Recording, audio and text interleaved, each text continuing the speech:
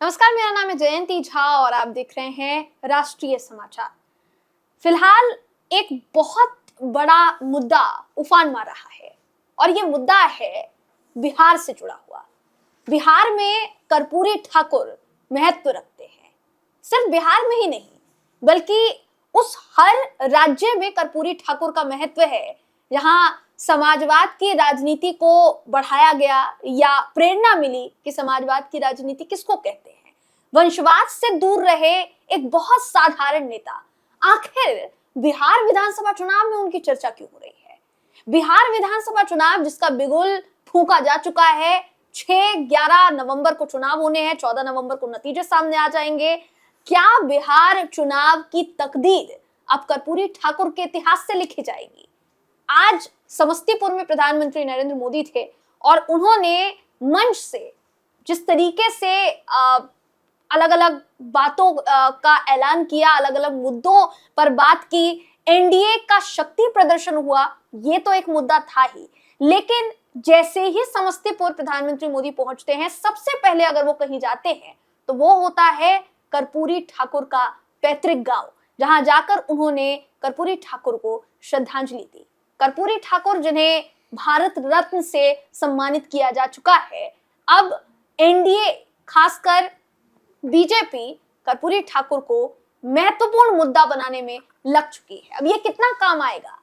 क्या ये दांव साबित होगा? क्या प्रधानमंत्री मोदी इसके जरिए एक नई रणनीति तैयार कर रहे हैं? इस पर आज बात करेंगे अनकट बातें में। तो आपका बहुत बहुत स्वागत है। आप देख रहे हैं आरएस समाचार यानी राष्ट्रीय समाचार की एक खास पेशकश अनकट बातें, जिसमें हम बात करते हैं उन तमाम मुद्दों की जिस पर सटीक विश्लेषण आप तक पहुंच नहीं पाता, तो हमारी कोशिश होती है कि उन मुद्दों पर बात करें। हमारे साथ आज इस विषय पर बात करने के लिए हमारे वरिष्ठ सहयोगी विनोद पांडे जी मौजूद हैं, उनसे बात करेंगे। सर, बहुत बहुत स्वागत है। धन्यवाद। पहला सवाल यही है, जैसा मैंने शुरुआत में कहा कि कर्पूरी ठाकुर के पैतृक गांव जाना, और न सिर्फ उनके पैतृक गांव जाना बल्कि उनकी चर्चा शुरू हो जाना एकाएक बिहार विधानसभा चुनाव में, इसको किस तरीके से देखते हैं? क्या ये एक रणनीति हो सकती है?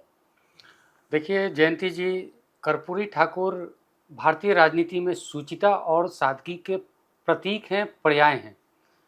और जो बिहार के वो 2 बार मुख्यमंत्री रहते हुए भी इन्होंने जिस तरह से सुचिता, त्याग, समर्पण का परिचय दिया, वो आज के राजनीतिज्ञों के लिए ये बहुत ही दुर्लभ बात है जी। अगर उनकी बात करें, हम कर्पूरी ठाकुर की बात करें तो उनके किस्से कहानियां भी आज बिहार के मतलब गली गली में सुनाई देते हैं जी। कर्पूरी ठाकुर की जो चर्चा होती है बिहार में, तो सिर्फ एक राजनेता के रूप में नहीं होती है, वो एक समाज सुधारक के रूप में भी बिहार में काम कर चुके हैं। और उन्होंने जब समाजवाद की बात आपने की, समाजवाद का सही पर्याय उन्होंने दिखाया जी।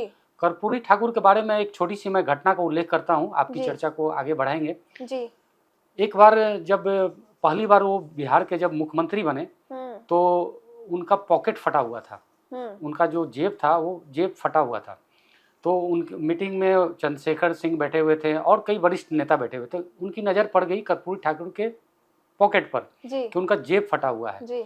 तो चंद्रशेखर सिंह खड़े हो गए और अपने कपड़े को आगे करके उन्होंने सबसे पैसा इकट्ठा किया और ले जा करके कर्पूरी ठाकुर को दिए कि भाई आप अब बिहार के मुख्यमंत्री हैं, हमारे नेता हैं, तो आप अच्छा वस्त्र पहनिए, इसके लिए हम आपको ये पैसा दे रहे हैं। कर्पूरी ठाकुर उनसे पैसा ले लेते हैं और कहते हैं कि अब ये पैसा मुख्यमंत्री राहत कोष में जमा होगा, क्योंकि इस पैसे की जरूरत हमसे ज्यादा बिहार की जनता को है जी। तो इस तरह सादगी और सुचिता का कर्पूरी ठाकुर एक पर्याय माने जाते थे। मुख्यमंत्री रहते हुए भी उनके पास ऐसे कई अवसर आए जब उनके रिश्तेदार उनके पास कुछ मदद के लिए गए। यहाँ तक कि उनके बेटे की बात कही जाती है, उनका बेटा को थोड़ा सा कम नंबर आया था तो पटना के साइंस कॉलेज में उनका नामांकन नहीं हो पाया था जी। कर्पूरी ठाकुर चाहते तो अपने बच्चे को तुरंत उसमें एडमिशन करा सकते थे, लेकिन उन्होंने नहीं, इसमें कहीं कोई हस्तक्षेप नहीं किया। तो कहने का मतलब है कि कर्पूरी ठाकुर बिहार के लिए एक आदर्श व्यक्तित्व हैं।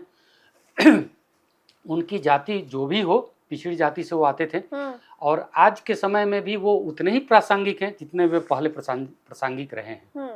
उनके प्रासंगिक होने की ही ये वजह है क्या कि इस चुनाव में कर्पूरी ठाकुर का जिक्र, उनकी चर्चा एक बार फिर से हो रही है, जबकि भारत रत्न उनको पहले दिया गया है। मुद्दा ये भी उठा था बीजेपी की तरफ से, खासकर कि जब यूपीए की सरकार थी तब भी उनको भारत रत्न देने की मांग की गई थी, लेकिन उनको मिला नहीं।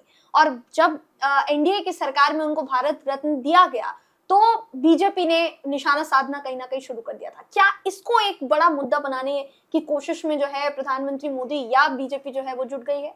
देखिए, कर्पूरी ठाकुर को जाति पाति से हम लोग ऊपर मानते हैं। जी। बिहार की राजनीति में अगर उनकी चर्चा होती है तो शुचिता, सादगी और एक बेहतर प्रशासनिक व्यक्तित्व के रूप में उन्होंने काम किया है। लेकिन बिहार की राजनीति की जगह अगर हम चर्चा करते हैं तो उसमें जाति पाति तो आ ही जाती है। जी। जब हमारा बिहार में जब जातीय सर्वेक्षण हुआ तो करीब 35 से 40% तक पिछड़ी जातियों और अति पिछड़ी जातियों का समाज है। तो कहीं ना कहीं ये बहुत बड़ा फैक्टर है चुनावी राजनीति को लेकर के। तो जिस तरह से कल तेजस्वी यादव ने प्रेस कॉन्फ्रेंस करके नीतीश के वोट बैंक को एनडीए के वोट बैंक पर अटैक किया, उसको लेकर के अगर एनडीए अपनी रणनीति नहीं बनाती तो चुनाव में वो कहीं ना कहीं बैकफुट पर आ जाती। तो प्रधानमंत्री आज से जो चुनावी सभा बिहार में शुरू किए तो सबसे पहले वो किसके पास गए? तो कर्पूरी ठाकुर जननायक, उनको जननायक कहा जाता था। तो जननायक के गांव में जाकर के उनको श्रद्धांजलि दिए, उनको उनके परिवार के जनों से मिले। तो कहीं ना कहीं वो एक तरह से एक सिंबॉलिक ये चुनाव में उन्होंने आगाज कर दिया कि भारतीय जनता पार्टी और एनडीए पूरी तरह से अति पिछड़ों और पिछड़ों के हित में काम करने वाली है। और दूसरी बात अगर आप देखती हैं तो पिछले साल एनडीए की सरकार ने कर्पूरी ठाकुर को भारत रत्न दिया था।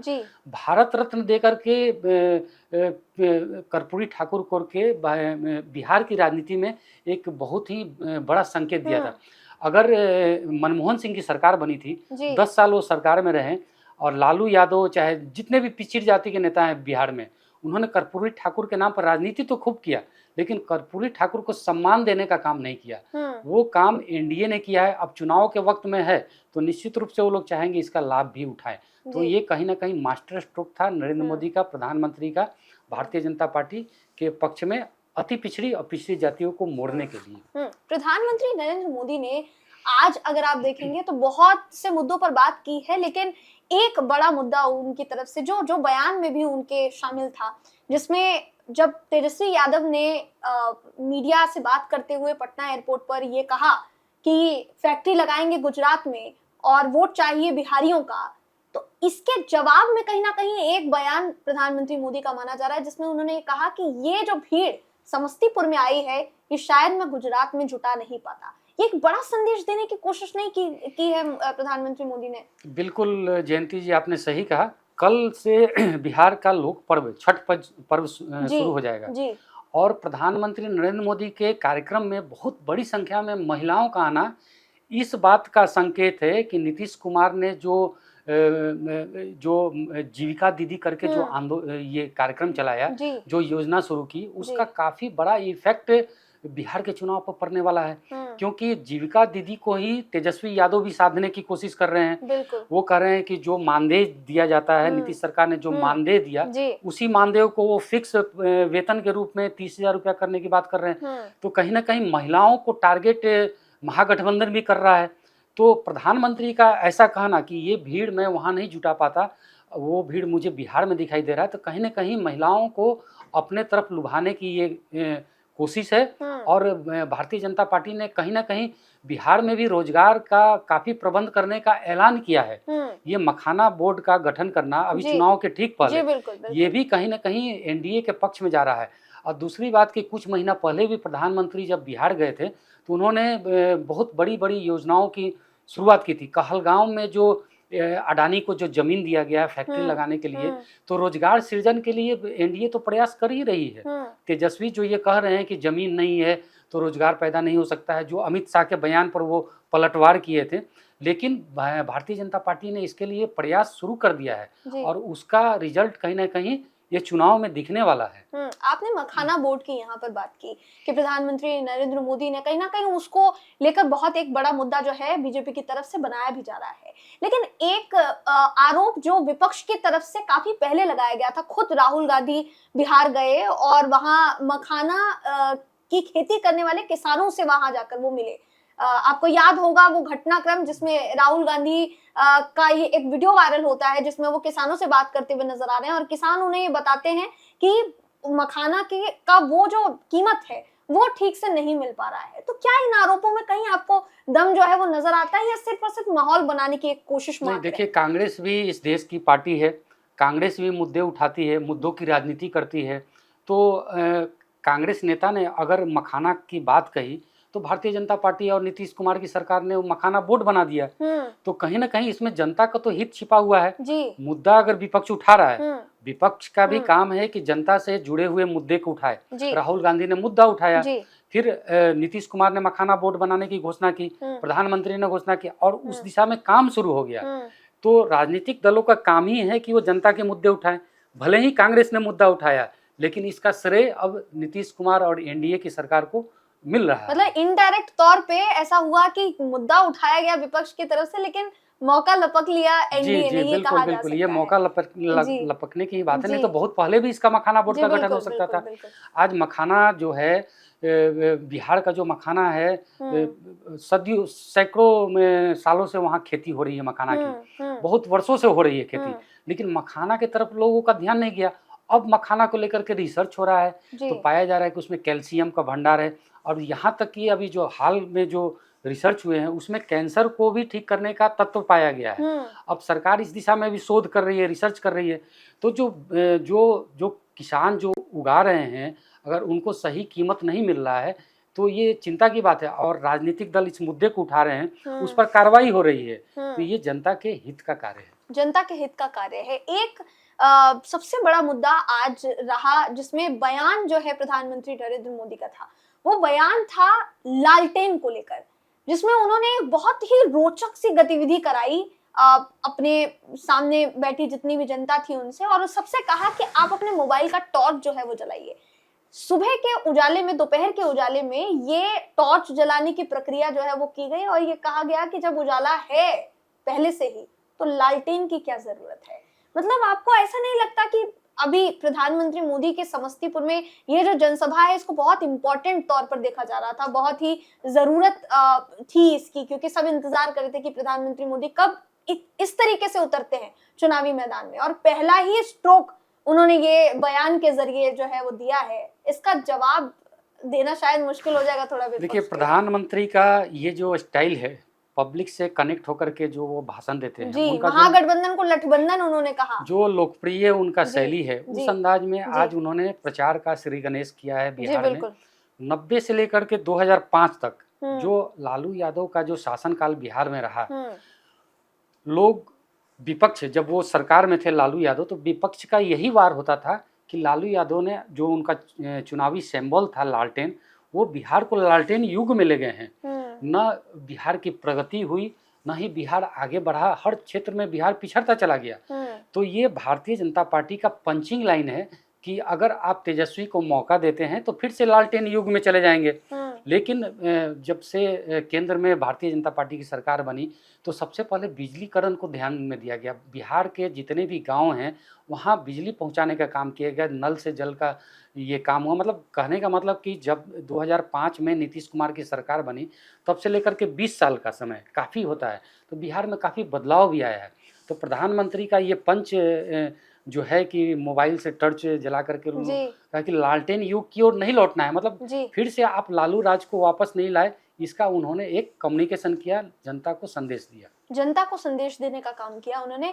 इसके अलावा अगर आप देखेंगे इस पूरी जनसभा में मंच पर ऐसी बहुत सी चीजें हुई है जिसने संदेश दिया है कोई ना कोई। प्रधानमंत्री नरेंद्र मोदी के बयानों में तो संदेश छिपा ही हुआ था, लेकिन मंच पर कुछ ऐसी भी चीजें हुई जिसने सबका ध्यान खींचा। उसमें से एक ये था कि चिराग पासवान की पार्टी की सांसद शांभवी चौधरी जो है वो माला पकड़ती हैं एक हाथ से, और दूसरे हाथ से जब बिल्कुल किनारे खड़े हुए थे नीतीश कुमार, तो उनको बुलाया जाता है, उनको कहा जाता है कि उनको भी माला के अंदर लेना है। तो वो पार्टी जिसके फिलहाल नेतृत्व जिसका कर रहे हैं चिराग पासवान, जिन पर आरोप लगता है कि 2020 के चुनाव में सबसे ज्यादा नुकसान पहुंचाने का, डेंट पहुंचाने का काम अगर किसी ने किया है नीतीश कुमार को तो चिराग पासवान थे। वो चिराग पासवान पैर छूते हुए नजर आते हैं मंच पर नीतीश कुमार के, और उन्हीं के सांसद एक ही माला में प्रधानमंत्री मोदी और नीतीश कुमार को लाने की कोशिश करती है। जयंती क्या ये कोशिश की गई है कि अब चिराग पासवान की पार्टी और नीतीश कुमार की पार्टी में कोई मनभेद नहीं है, मनभेद नहीं है? जयंती जी, जब सीटों का बंटवारा हुआ तो दोनों भारतीय जनता पार्टी को और जनता दल यूनाइटेड को, दोनों को 101 सीट मिला। जी बिल्कुल। तो अगर भारतीय जनता पार्टी के बड़े नेता नरेंद्र मोदी हैं तो इधर जनता दल यूनाइटेड के भी बड़े नेता नीतीश कुमार हैं। तो जब सीटों का समान बंटवारा है तो दोनों एक माला में आ सकते हैं, दोनों को बराबर का सम्मान मिल सकता है।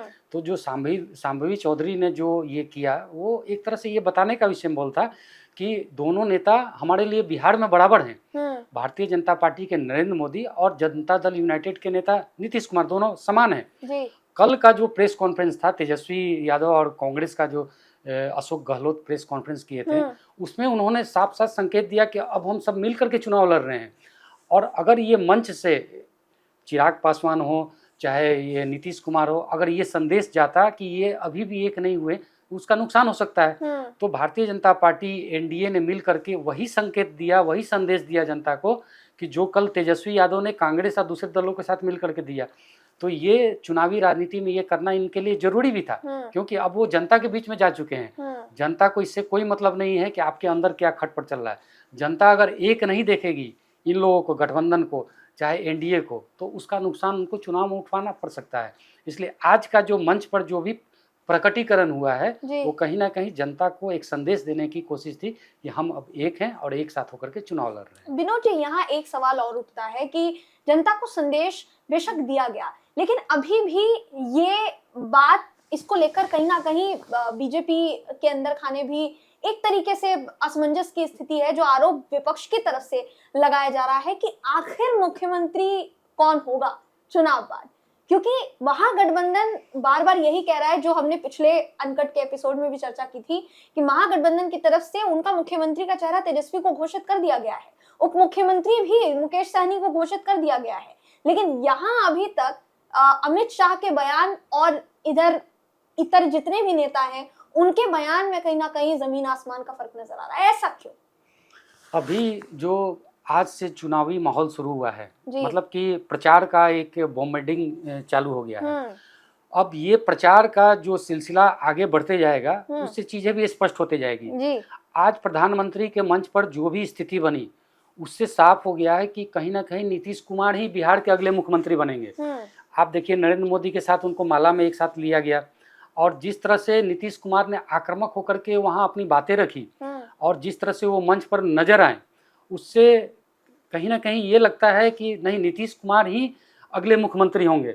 जो जातीय राजनीति के कारण नीतीश कुमार ने जो ये पूरा बिहार का जो चुनाव है इस बार बहुत ज़्यादा कैलकुलेटिव है, क्योंकि जातीय जनगणना के बाद का ये चुनाव है। तो सबको पता है कि किस जाति का कितना वोट बैंक है। थोड़ा सा भी बाएं दाएं होंगे तो सीटों का फासला अंतर हो सकता है। तो नीतीश कुमार को आज इस मंच के साथ ही ये साझा मंच किए और इसके साथ ही ये संदेश दिए, तो कहीं ना कहीं ये स्पष्ट हो रहा है कि नीतीश कुमार ही अगले मुख्यमंत्री होंगे। इसमें जो डाउट पहले से चला आ रहा था उस डाउट में थोड़ा सा आज परिवर्तन आया आज की चुनावी सभा के बाद से। लेकिन एक जो आरोप ये भी तो लगता है विनोद जी कि नीतीश कुमार क्या उतने स्वस्थ हैं कि वो अब अगले चुनाव में या चुनाव बाद मुख्यमंत्री की कुर्सी का जो पद है, जो एक तरीके से कहेंगे महत्व है, उस जिम्मेदारी को उठा पाएंगे, निभा पाएंगे? क्या वो उस स्थिति में है? क्योंकि इसी को लेकर बार बार उन पर सवाल उठते हैं। जिस तरीके की गतिविधियां उनकी हर चुनावी रैली में होती है, नजर आती है, उनके बयान में नजर आ जाती है, इसको लेकर भी कई तरीके के सवाल उठते आए हैं। तो ये कहना कि चुनाव बाद मुख्यमंत्री के तौर पर नीतीश कुमार को ही फिर से लाया जाएगा, क्या ये आपको सही नजर आता है? देखिए, स्वास्थ्य के कारण को बताकर कहीं देश के उपराष्ट्रपति को बदल दिया गया। जी बिल्कुल बिल्कुल, ठीक है ना जी। तो ये स्थिति अगर आती है, अगर नीतीश कुमार सही में स्वास्थ्य कारणों से डिसीजन नहीं ले पाते हैं, कोई भी राजनेता अगर अपने हिसाब से डिसीजन नहीं ले पाता है तो उनके इर्द गिर्द की जो मंडली होती है वो नेता को बदल देती है जी। तो नीतीश कुमार अगर सही में डिसीजन नहीं ले पाते तो इतना बढ़िया वो चुनावी गणित नहीं बिठा पाते हैं। जिस तरह से एक एक जाति को उनकी आबादी के हिसाब से, अब देखिए राजपूतों को राजपूत जाति को बिहार में एनडीए ने सर्वाधिक एक तरह से टिकट दिया है। बिल्कुल 40-42 राजपूत जाति के लोगों को टिकट दिया गया है।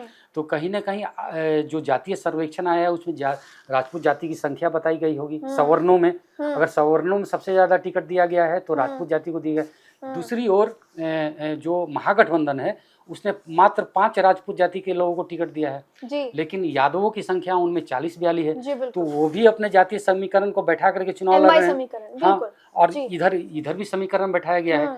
और नीतीश कुमार ने जो महिला फैक्टर बनाया है उसके कारण नीतीश कुमार को अभी कहीं भी थोड़ा सा भी बाएं दाएं करने का मतलब है कि भारतीय जनता पार्टी को ओवरऑल नुकसान होगा जी। तो कहीं भी ये अब फेस के बारे में चर्चा नहीं करेंगे।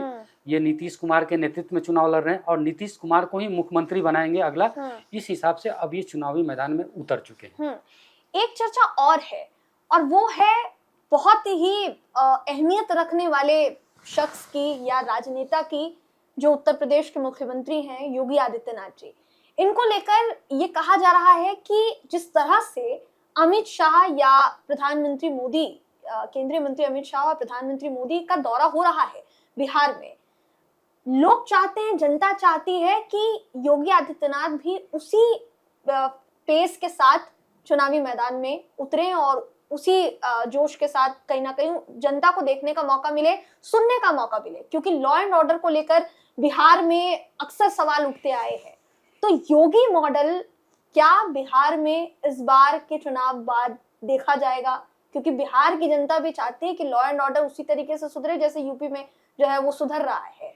क्या योगी आदित्यनाथ की जरूरत इस चुनाव में, चुनाव प्रचार में अब शुरू हो जानी चाहिए? बिल्कुल बिल्कुल जयंत जी, आपका कहना एकदम सही है। बिहार में नीतीश राज में भी हत्याएं हुई हैं, हॉस्पिटल में जाकर के ताबड़तोड़ गोलियां चलती हैं।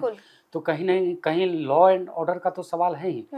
योगी आदित्यनाथ ने जो यूपी में जो मॉडल पेश किया बुलडोजर बाबा के रूप में, वो छवि बिहार के लोग भी चाहते हैं। बिहार के लोगों को अगर मौका मिले कि अगर सर्वाधिक लोकप्रिय अगर मुख्यमंत्री को वोटिंग करना है तो योगी आदित्यनाथ को ही वोट देंगे। इसलिए इनका डिमांड तो बिहार में रहने वाला है। अभी वो दानापुर में गए थे।